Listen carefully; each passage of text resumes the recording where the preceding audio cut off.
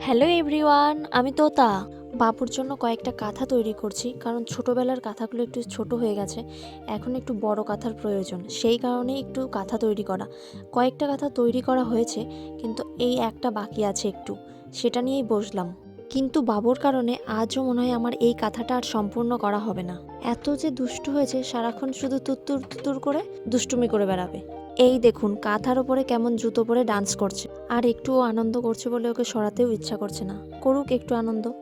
আর এখন তো কাঁথার চল প্রায় উঠেই গেছে, কিন্তু তবুও স্মৃতি হিসেবেও রাখা যাবে, আর বাবুর ব্যবহারও করা যাবে। আর এই কাঁথা তৈরি করার পেছনে আমার এক বিশেষ কারণ আছে। কারণটা হলো, রাতে তো বাবুকে ডাইপার পরিয়ে রাখা হয়, কিন্তু আমি একটু ওকে দিনে ডাইপার ফ্রি রাখতে চাই, যখন ও ঘুমায়, যাতে আমাকে ডাইপার পরাতে না হয়। এই কারণে আরও বিশেষ করে আমার কাঁথা তৈরি করা।